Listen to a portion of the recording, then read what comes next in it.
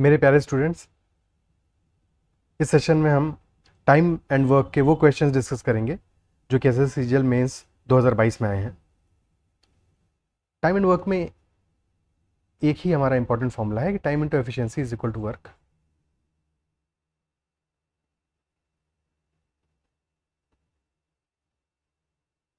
ठीक है, और हमें पता है कि टाइम और एफिशिएंसी, अगर वर्क हमारा सेम है तो टाइम और एफिशिएंसी एक दूसरे के व्युत्क्रमानुपाती होंगे।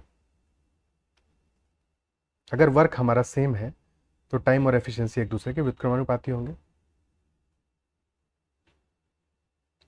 यानी कि जो रेशियो हमारा टाइम का होगा उसका उल्टा रेशियो हमारा एफिशिएंसी का होगा।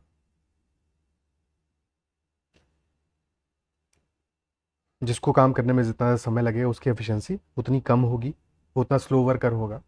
जाहिर सी बात है, क्वेश्चंस के साथ समझते चलेंगे। तो पहला क्वेश्चन लेते हैं जो कि सीजीएल मेंस में आया। पहला क्वेश्चन कह रहा है ए और बी मिलकर एक कार्य को 48 दिनों में पूरा कर सकते हैं। A and B can complete work together in 48 days. A B से 4 गुना अधिक कार्यकुशल है। A is 4 times as work efficient as B. 4 गुना अधिक कार्यकुशल है। ठीक है, इसका मतलब क्या हुआ? एक second, A is 4 times as work efficient, यहाँ पे अधिक नहीं आना चाहिए। ठीक है, ये ट्रांसलेशन में गड़बड़ हुआ है। A is 4 times as work efficient as B. A B से 4 गुना कार्यकुशल है, यानी कि ए और बी की एफिशिएंसी का रेशियो हमें क्या गिवन है? ए बी से 4 गुना कार्यकुशल है, तो अगर बी की एफिशिएंसी हम 1 मान लेते हैं, ए की एफिशिएंसी 4 हो जाएगी। दोनों की मिला के एफिशिएंसी कितनी हो जाएगी? जब दोनों साथ में काम करेंगे, ए प्लस बी की एफिशिएंसी हो जाएगी 4 + 1 यानी कि 5। और दोनों मिलके एक काम को 48 दिनों में खत्म कर देते हैं, 48 डेज में खत्म कर देते हैं। तो वर्क हमारा कितना हो जाएगा? टाइम इंटू एफिशिएंसी, टाइम लग रहा है 48 डेज का, एफिशिएंसी है 5, 48 × 5 240 यूनिट्स हमारा वर्क हो गया। और क्वेश्चन हमसे पूछ रहा है बी अकेले कितने दिनों में पूरा करेगी? बी की एफिशिएंसी 1 है, तो टाइम कितना लगेगा बी को? Time of B will be total work जो कि है 240 units divide by efficiency of B जो कि है 1, यानी कि 240 डेज। Option C. आसान सवाल, ठीक है, क्लियर है।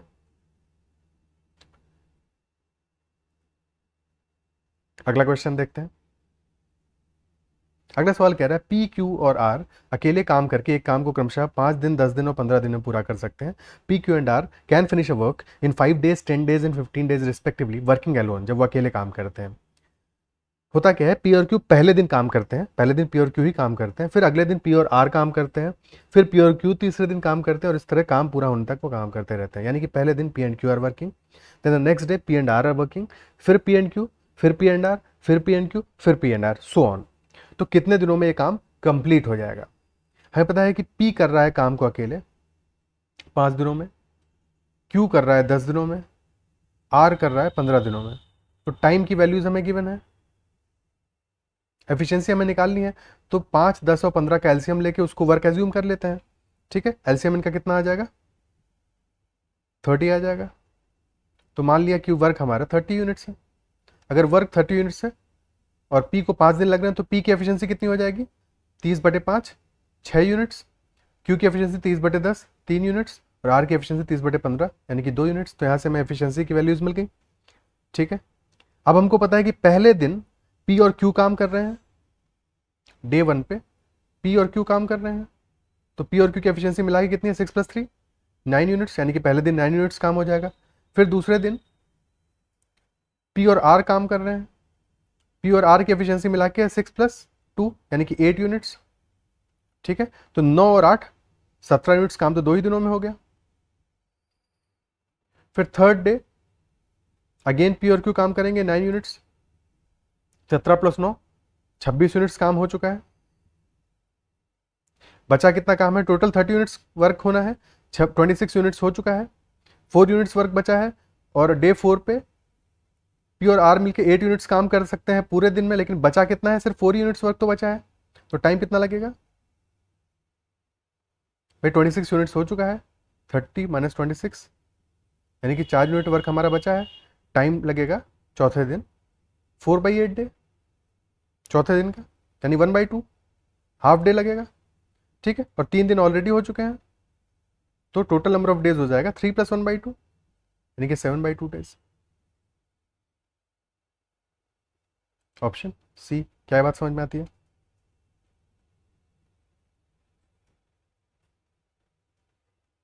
क्लियर है?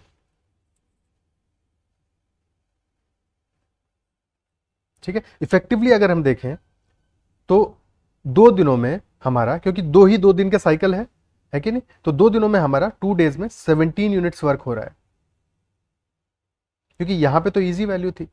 लेकिन अगर मान लो कि वैल्यू लंबी होती तब हम क्या करते हैं, 2 days में 17 यूनिट्स वर्क हो रहा है। ठीक है, तो हम लेटेस्ट से अगर हमारा वैल्यू होता है 200 यूनिट्स वर्क का, तब कितने दिन लगते हैं?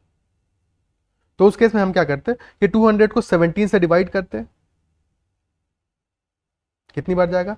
17 एकम 17, फिर बचा 130, 17 सत्ते 119।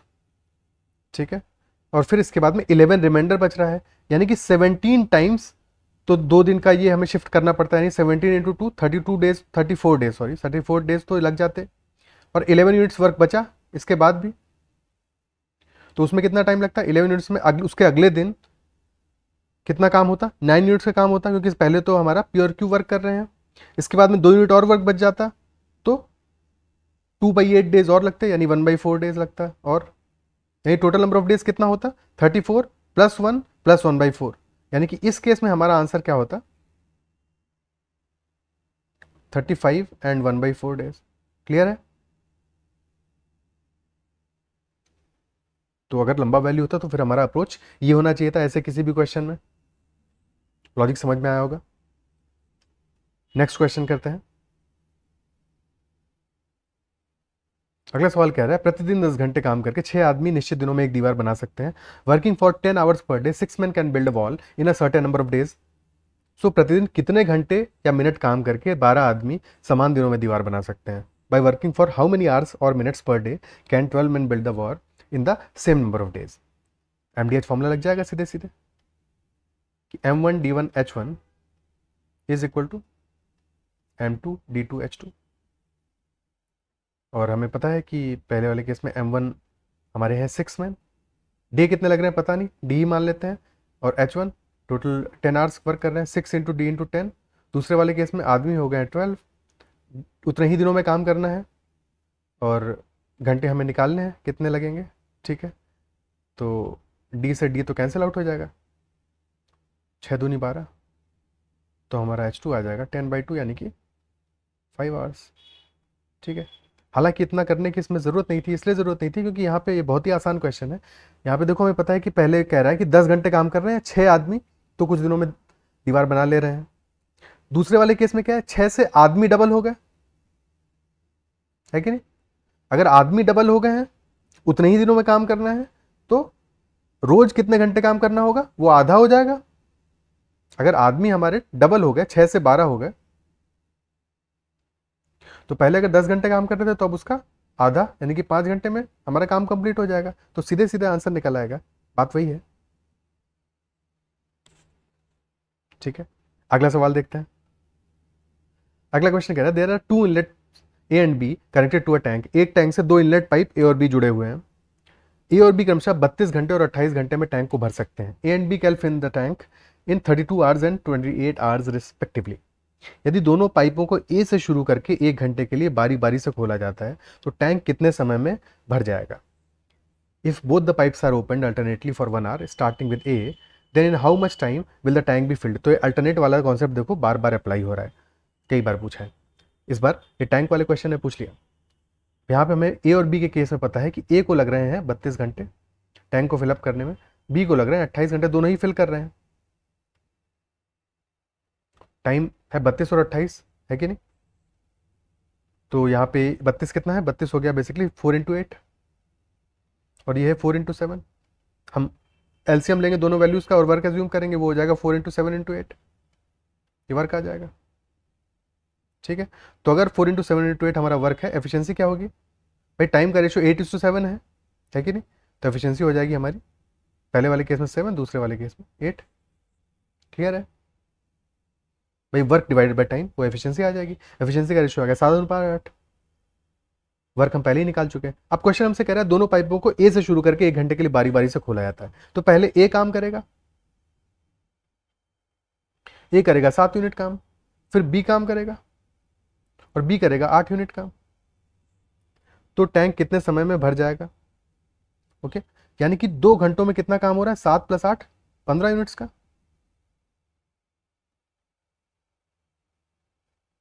ठीक है, वर्क हमारा कितना है? वर्क है 4 × 7 × 8, 8 7 56 चौको 224। 224 को अगर हम 15 से डिवाइड करेंगे, सॉरी एक सेकंड, अब क्योंकि यहाँ पे देखो, यहाँ पे तो इंटीजर में ही पूछा है,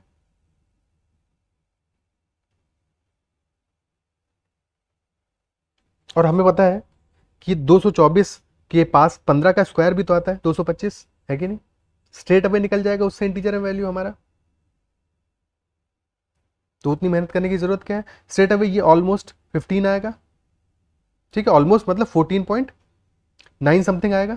ठीक है, तो ऑलमोस्ट 15 आ गया, और यानी कि 15 पेयर्स कंप्लीट करने हैं, क्योंकि ए और बी मिलके 15 यूनिट काम कर रहे हैं 2 दिनों में, 2 दिनों में काम, 2 आवर्स में काम कर रहे हैं। तो हमारे नंबर ऑफ आवर्स हो जाएंगे 15 × 2, यानी कि 30 आवर्स। ठीक है, सेकेंडली यहाँ पे ये वैल्यू 14.93 आ रही थी। ठीक है, क्लियर है? तो हमारा आंसर ऑप्शन बी हो जाएगा, 30 आवर्स में कंप्लीट हो जाएगा काम हमारा। क्लियर है? अगला सवाल देखते हैं।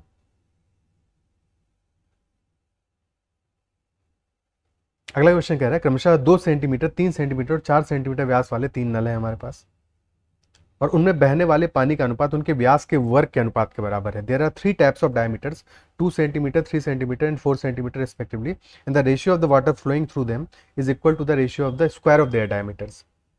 ठीक है, यानी कि जो उनसे वाटर फ्लो कर रहा है वो एफिशिएंसी ही तो है, और एफिशिएंसी का रेशियो क्या है? उनके डायमीटर के स्क्वायर्स के बराबर है। यानी कि अगर हम कहें पहला वाला है टैप 1, दूसरा है टैप 2, तीसरा है टैप 3, तो इनकी एफिशिएंसी का रेशियो क्या आ रहा है? एफिशिएंसी क्या आ रही है रेशियो के रिस्पेक्ट में? व्यास के वर्ग के बराबर। पहले वाला का व्यास है 2 सेंटीमीटर, तो 2 का स्क्वायर यानी कि एफिशिएंसी हो जाएगी 4। दूसरे वाले का है 3 सेंटीमीटर, 3 का स्क्वायर यानी कि एफिशिएंसी हो जाएगी 9। तीसरे वाले का है 4 सेंटीमीटर, 4 का स्क्वायर यानी कि एफिशिएंसी हो जाएगी 16। ठीक है, तो तीनों की मिला के एफिशिएंसी कितनी हो जाएगी? T1 + T2 + T3, 16 9 25 4 29। फिर हमसे क्वेश्चन कह रहा है सबसे बड़ा नल अकेले एक खाली टंकी को 81 मिनट में भर सकता है। The biggest tap can fill an empty tank alone in 81 minutes. यानी कि टोटल वर्क कितना करना है? टंकी को भरना ही तो वर्क है। वर्क कितना होगा? 16 यूनिट्स एफिशिएंसी है सबसे बड़े वाले टैप की, और 81 मिनट में भर रहा है, यानी कि वर्क हो जाएगा 16 × 81। ओके, और फिर क्वेश्चन कह रहा है यदि सभी नल एक साथ खोल दिए जाए टंकी को भरने में कितना समय लगेगा? If all the taps are open simultaneously then how long will the tank take to be filled? तो वर्क हमारा ये है, टोटल एफिशिएंसी 29 है, टाइम हमारा हो जाएगा 16 × 81 डिवाइडेड बाई 29। ओके, तो ये वैल्यू कितना आ जाएगा?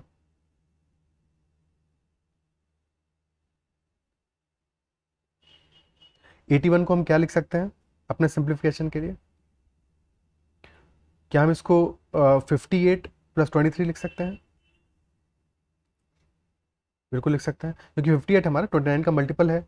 ठीक है, तो ये वैल्यू क्या आ जाएगा जब हम इसको डिवाइड करेंगे? एक तरफ हो गया हमारा 16 × 58 डिवाइड बाई 29 प्लस 16 × 23 बटे 29,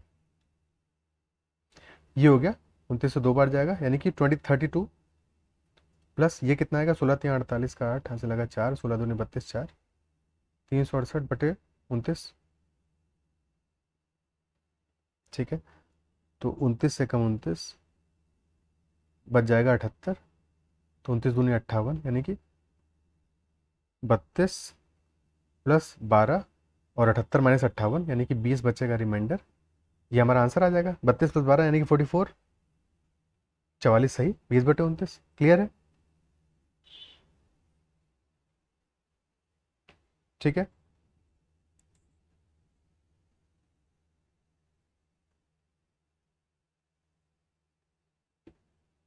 कहीं कोई दिक्कत?